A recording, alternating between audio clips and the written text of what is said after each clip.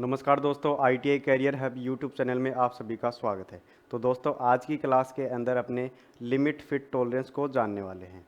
इसकी आज अपनी क्लास 1 रहने वाली है। ठीक है, आज अपना पार्ट 1 है। तो चलिए क्लास को स्टार्ट करते हैं और जानते हैं लिमिट फिट टॉलरेंस के बारे में। देखो, सबसे पहली बात लिमिट फिट टॉलरेंस है, इसकी आवश्यकता हमें क्यों पड़ी।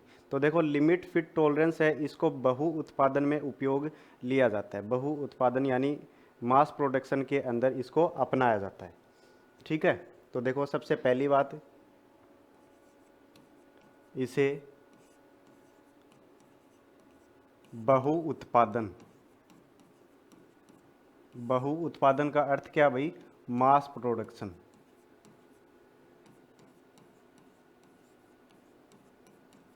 बहु उत्पादन में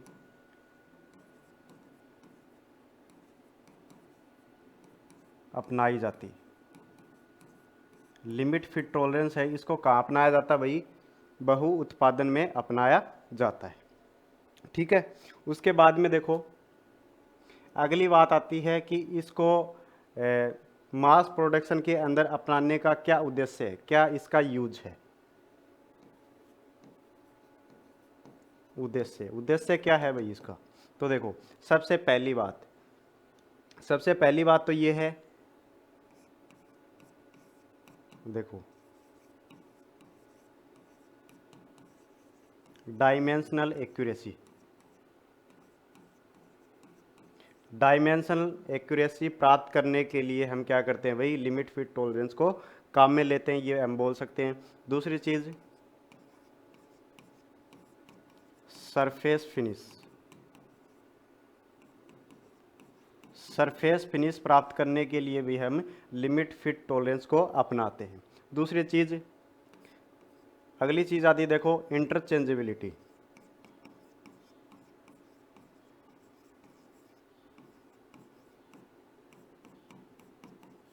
इंटरचेंजेबिलिटी को पाने के लिए भी हम लिमिट फिट टॉलरेंस को काम में लेते हैं। ठीक है, तो ये हो गया इसका उद्देश्य। अब देखो यहाँ पे एक वर्ड अपने साथ में सामने आया है।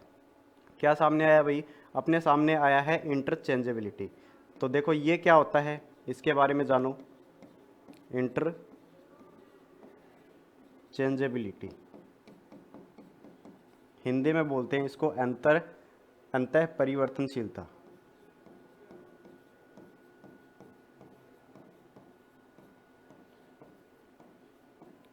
तो सुनो इसके बारे में, इंटरचेंजेबिलिटी क्या होता है इसके बारे में जानो।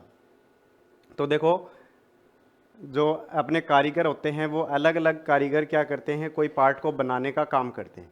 ठीक है, दो कारीगर हैं, जैसे कि दो कारीगर हैं, वो एक पार्ट बना रहे हैं सेम। ठीक है, और दोनों कारीगर के द्वारा जो बनाया गया पार्ट है उसको अपने आपस में फिट करते हैं और वो आसानी से फिट हो जाता है। तो उसी गुण को क्या बोलते हैं भाई, इंटरचेंजेबिलिटी बोलते हैं। यानी कि अलग अलग कारीगर के द्वारा पार्ट बनाने पर भी वो आपस में आसानी से फिट हो जाता है। इसी गुण को क्या कहते हैं, अंतः परिवर्तनशीलता बोलते हैं।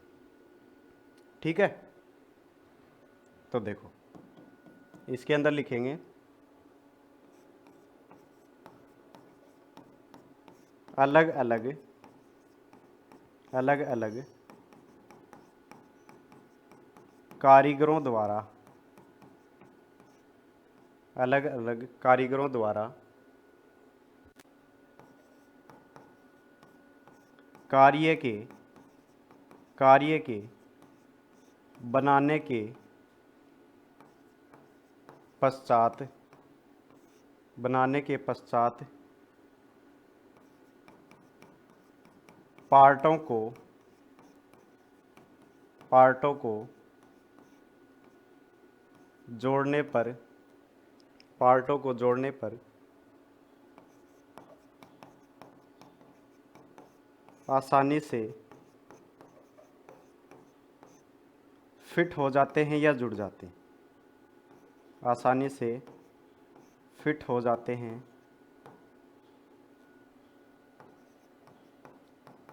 इसी गुण को, पार्टों के इसी गुण को अंतः परिवर्तनशीलता या फिर इंटरचेंजेबिलिटी बोलते हैं।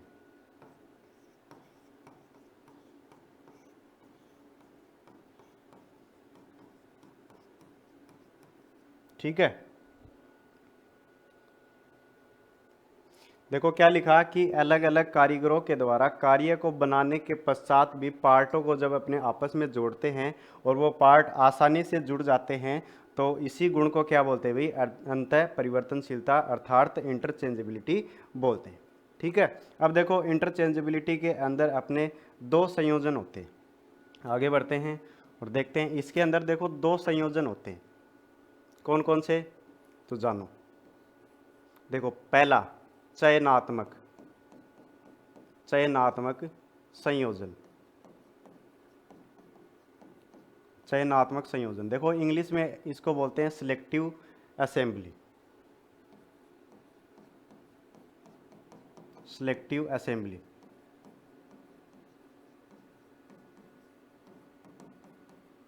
देखो सिलेक्टिव असेंबली या फिर चयनात्मक संयोजन क्या होता है इसके बारे में अपने देखते हैं।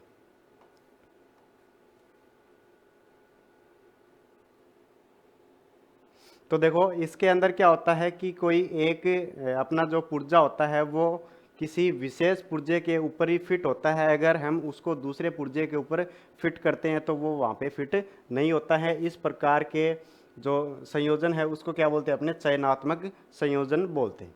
ठीक है, तो देखो इस संयोजन में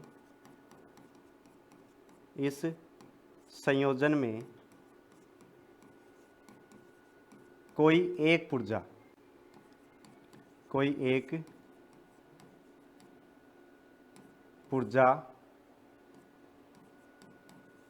एक विशेष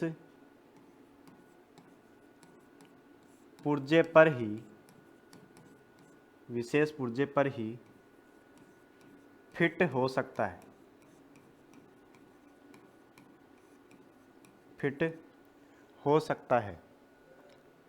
इसको क्या बोलते हैं भाई, इसको बोलते हैं अपने चयनात्मक संयोजन। अर्थात अपना एक, जैसे कि एग्जांपल लेते हैं, एक अपने नट बोल्ट हैं।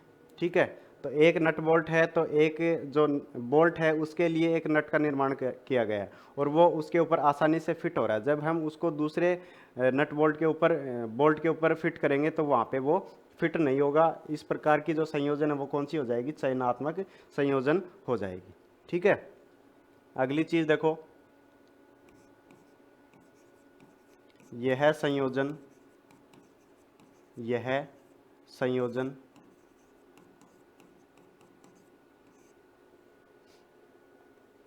धीमी गति वाले एवं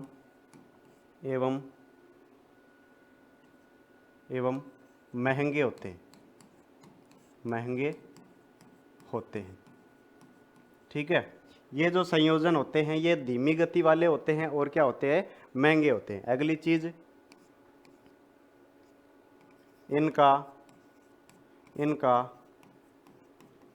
अनुरक्षण करना कठिन होता है। अगली चीज क्या लिखी कि इनका अनुरक्षण अर्थात इनका मेंटेनेंस करना भी क्या होता है भाई, कठिन होता है। अब देखो इसका एग्जाम्पल के रूप में इसको समझते हैं, इसका डायग्राम अपन लेते हैं।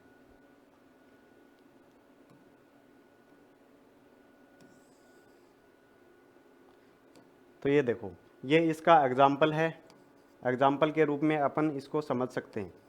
ये कौन सी संयोजन है भाई, कौन सी असेंबली है, तो देखो ये सिलेक्टिव असेंबली है। इसके अंदर देखो यहाँ पे एक बोल्ट को दर्शाया गया है और यहाँ पे एक नट को दर्शाया गया है। इस एरो की मदद से इसको समझ सकते हैं कि ये जो नट है ये इसके ऊपर ही फिट आ सकता है। अगर इस नट को अपने इस बोल्ट के ऊपर फिट करने का प्रयास करेंगे तो यहाँ पे ये फिट नहीं होगा। इसी प्रकार ये दूसरा यहाँ पे बोल्ट दर्शाया गया है, ये इसी के साथ में फिट होगा, इसको आपस में अपने फिट नहीं कर सकते। तो इस प्रकार की जो संयोजन होती है वो चयनात्मक संयोजन होती है। ठीक है, समझ में आ गया। आगे बढ़ते हैं और दूसरी अपनी जो संयोजन है उसका नाम है गैर चयनात्मक संयोजन। गैर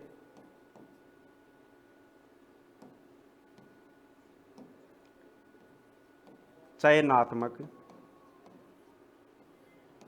संयोजन,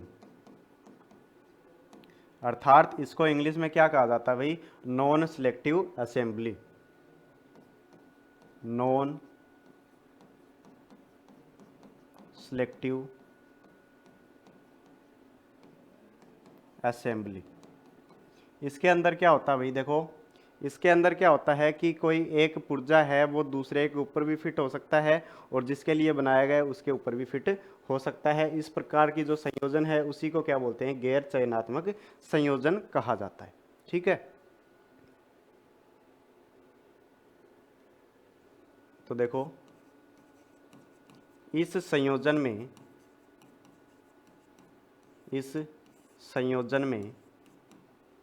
कोई एक पुर्जा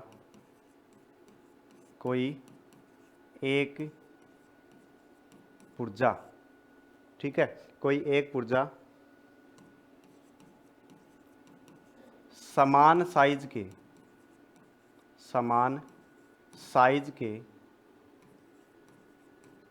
कई पुर्जों पर फिट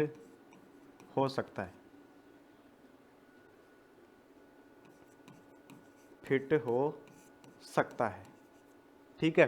क्या लिखा है इसके अंदर, तो देखो इसके अंदर इस संयोजन में कोई एक पुर्जा होता है, कोई एक पार्ट होता है, वो समान साइज के कई पार्टों के ऊपर आसानी से क्या हो जाता है भाई, फिट हो जाता है। उस संयोजन को क्या बोलते हैं, गैर चयनात्मक संयोजन बोलते हैं। ठीक है, अगली चीज, यह संयोजन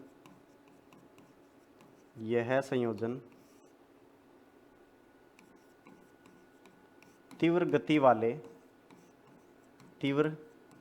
वाले एवं कम खर्चीले होते हैं।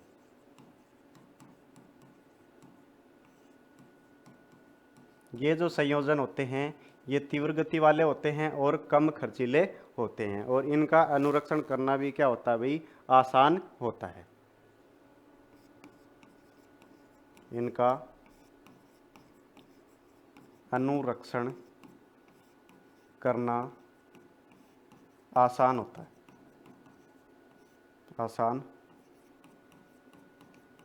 है, ठीक है। अब देखो इसको डायग्राम के माध्यम से समझते हैं।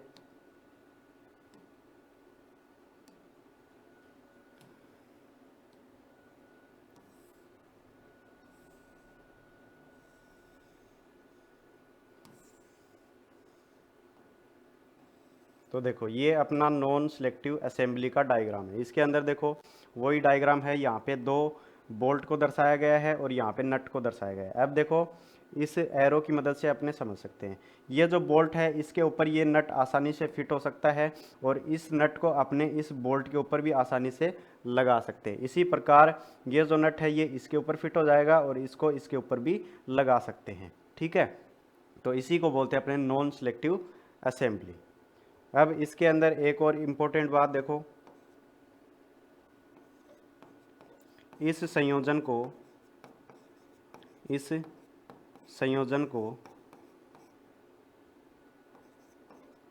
आधुनिक इंजीनियरिंग या बहु उत्पादन में अपनाया जाता है। इस असेंबली को ही बहु उत्पादन के अंदर अपनाया जाता है, बहु उत्पादन में अपनाया जाता है। ठीक है, तो ये हो गए अपने वही संयोजन जो कि दो प्रकार के हैं, चयनात्मक संयोजन और गैर चयनात्मक संयोजन। ठीक है, अब देखो इसके आगे बढ़ते हैं और अगली चीज आती है माप अर्थात साइज।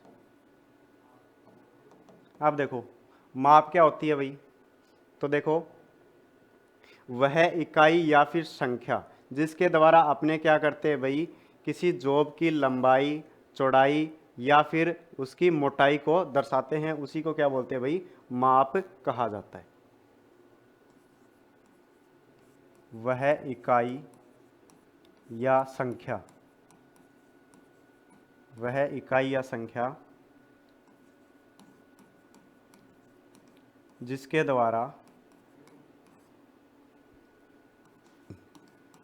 द्वारा किसी जॉब की लंबाई, चौड़ाई या मोटाई दर्शाई जाती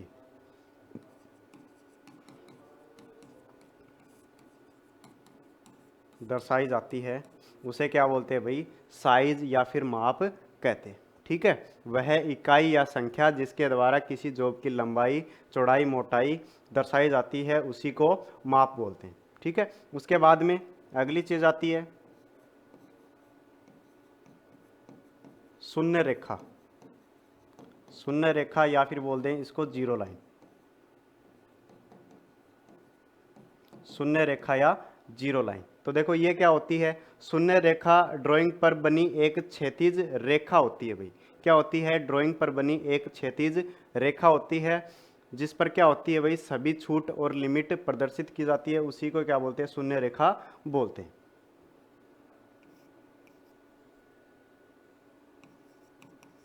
शून्य रेखा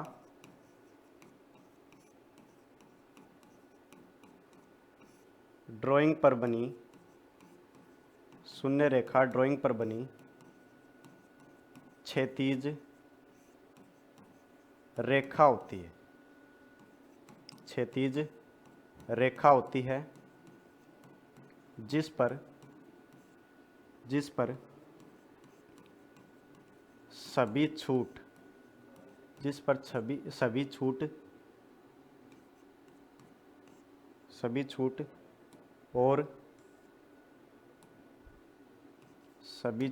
और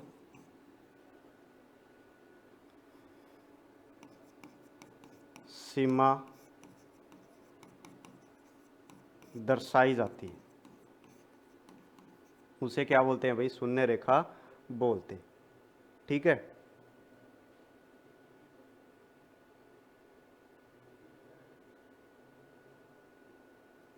उसके बाद में देखो आगे बढ़ते हैं और अगली चीज आती है अपनी आधार माप।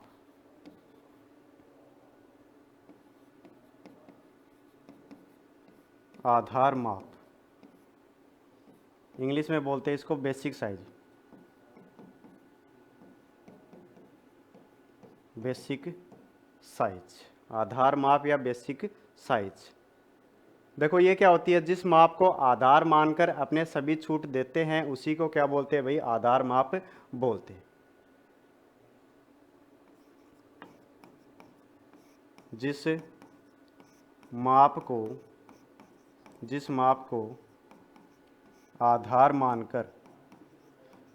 को आधार मानकर सभी छूट दी जाती है उसे आधार माप कहते हैं, उसे आधार माप बोलते हैं। ठीक है, आधार माप या बेसिक साइज, वह माप जिसको आधार मान के अपने क्या करते हैं भाई? उसके ऊपर छूट दी जाती है उसी को क्या बोलते हैं? बेसिक साइज बोलते हैं। उसके बाद में देखो अगली चीज आती है वास्तविक साइज, वास्तविक माप अर्थात एक्चुअल साइज। एक्चुअल साइज या फिर वास्तविक माप क्या होती है? जब अपने कोई जॉब बनाते हैं, अपने को जॉब के लिए जो माप है वो तो दी गई है, लेकिन अपने जॉब को बना रहे हैं तो वो माप अपने को प्राप्त नहीं होती है, उसके अंदर थोड़ा बहुत चेंज रहता है, तो जो अपने को साइज प्राप्त हुई है उसी को अपने बोलते हैं वास्तविक माप। ठीक है, तो देखो तैयार जॉब को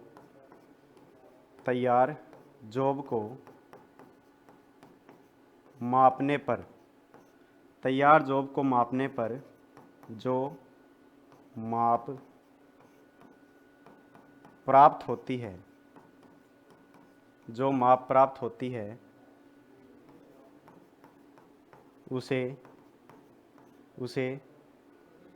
वास्तविक माप कहते हैं, उसे वास्तविक माप कहते हैं। ठीक है, तो ये हो गई अपनी वास्तविक माप। उसके बाद में आगे बढ़ते हैं और अगली चीज आती है अपनी, देखो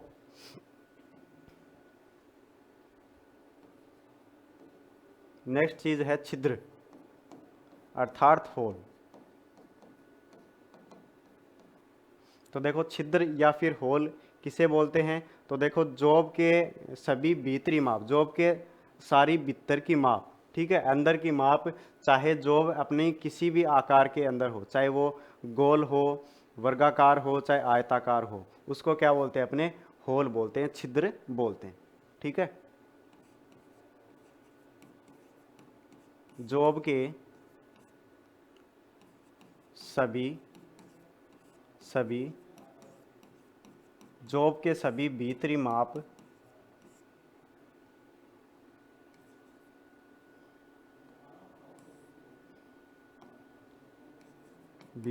चाहे वह किसी भी आकार में हो, किसी भी आकार में हो, जैसे कि गोल हो सकता है, वर्गाकार हो सकता है, आयताकार हो सकता है। ठीक है, क्या बोला, जॉब के सभी भीतरी माप, चाहे वह किसी भी आकार के अंदर हो, गोल हो, वर्गाकार हो या फिर आयताकार हो, ठीक है, उन्हें क्या बोलते हैं भाई, छिद्र बोलते हैं, उन्हें छिद्र या फिर होल कहा जाता है। ठीक है, उसके बाद में देखो छिद्र हो गया, होल हो गया, होल आ गया, तो अपनी दूसरी चीज आती है शाफ्ट। शाफ्ट, अब देखो शाफ्ट क्या हो जाएगा, जस्ट इसके विपरीत हो जाएगा। जॉब के सभी बाहरी माप, चाहे वह किसी भी आकार के अंदर हो, गोल, वर्गाकार या फिर आयताकार, उन्हें क्या बोलते हैं, शाफ्ट बोला जाता है। जॉब के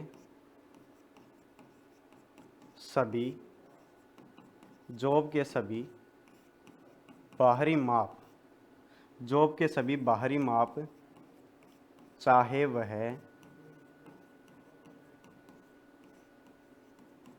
किसी भी आकार में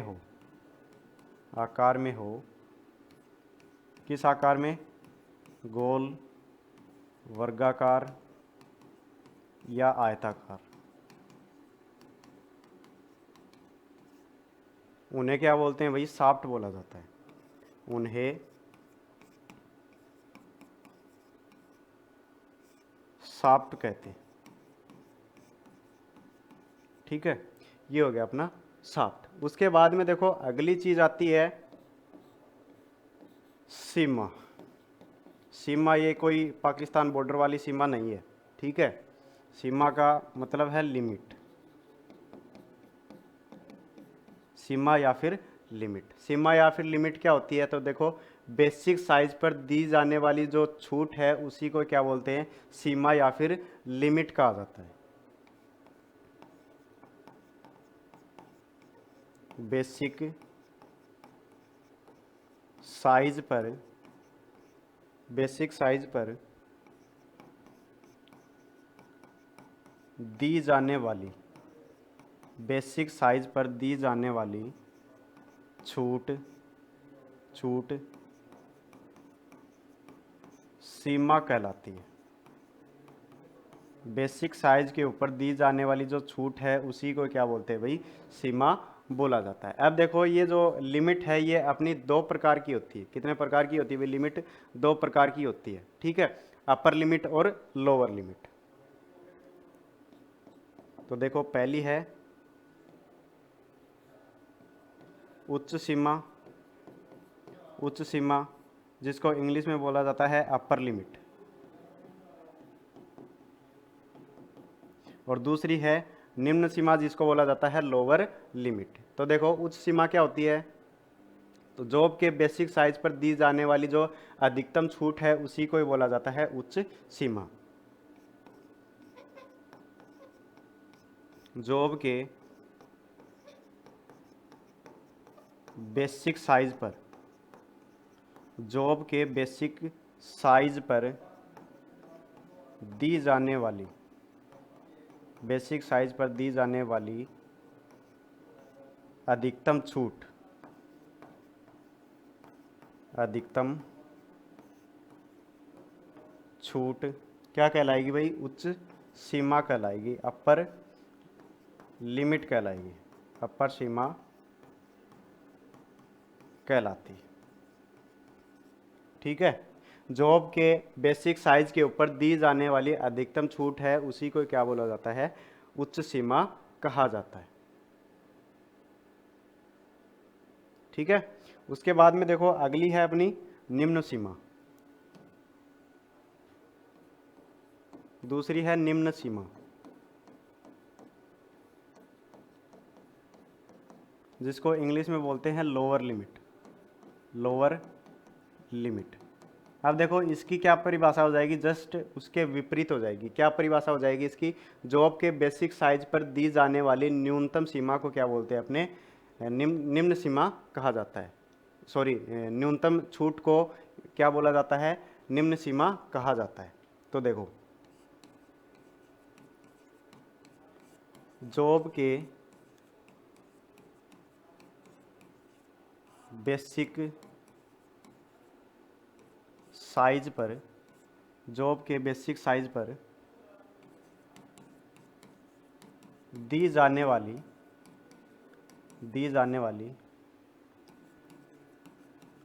न्यूनतम छूट, न्यूनतम छूट निम्न सीमा कहलाती। ठीक है, जॉब के बेसिक साइज पर दी जाने वाली न्यूनतम छूट को क्या कहते हैं भाई, निम्न सीमा कहते हैं। ठीक है, उसके बाद में देखो अगली चीज़ आती है विचलन, और विचलन है वो देखेंगे अपने अगली क्लास के अंदर। ये जो टॉपिक है ये अपने अगली क्लास के अंदर कंप्लीट करेंगे। तो आज के लिए इतना ही, मिलते हैं नेक्स्ट वीडियो में, धन्यवाद।